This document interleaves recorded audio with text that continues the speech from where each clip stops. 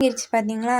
அந்த அளவுக்கு வெந்துருச்சு. இப்போ தக்காளியும் நமக்கு நல்லா இதாயிருச்சு. இப்போ நான் சேர்த்து நல்லா ஒரு 5 மினிட்ஸ் மீடியம் ஃப்ளேமில் வச்சு நல்லா வதக்கிற போகிறேன். நல்லா வதங்கினதுக்கப்புறமா நம்ம இதை அரைச்சி வச்சுருக்க பேஸ்ட்டை சேர்த்துக்க போகிறோம். பேஸ்ட்டை சேர்த்து நம்ம கொதிக்க விட்டுட்டு இந்த மாதிரி பேஸ்ட் நல்லா ஆயிடுச்சு. இப்போ இந்த ஸ்டேஜில் நம்ம அரைச்சி வச்சுருக்க பேஸ்ட்டு சேர்த்துக்க போகிறோம். இந்த பேஸ்ட்டோட பச்சை வாசனை ரொம்ப ஹெவியாக தான் இருக்கும். நீங்கள் அது போகிற அளவுக்கு ஒரு மீடியம் ஃப்ளேமில் வச்சு ஒரு 10 மினிட்ஸ் நல்லா அந்த ஸ்மெல்லு போகிற அளவுக்கு நல்லா வதக்கி விடுங்க. நல்லா வதங்கினதுக்கப்புறமா அந்த பச்சை வாசனை எல்லாம் போனதுக்கப்புறமா நம்ம தண்ணி சேர்த்து கொத்தமல்லி தழை சேர்த்து இறக்கிக்கலாம்.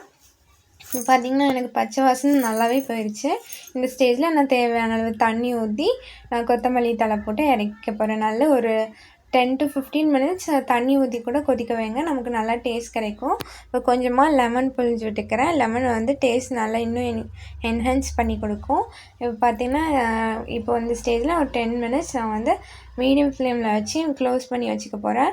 வச்சதுக்கப்புறமா இப்போது எடுத்து பார்த்தா ரொம்பவே நல்ல டேஸ்டியான காளான் கிரேவி ரெடி. இப்போ இதில் நான் கொத்தமல்லி தழையை தூவி சர்வ் பண்ண போகிறேன். இந்த வீடியோ பிடிச்சிருந்துச்சுன்னா லைக் பண்ணுங்கள், ஷேர் பண்ணுங்கள், சப்ஸ்கிரைப் பண்ணுங்கள்.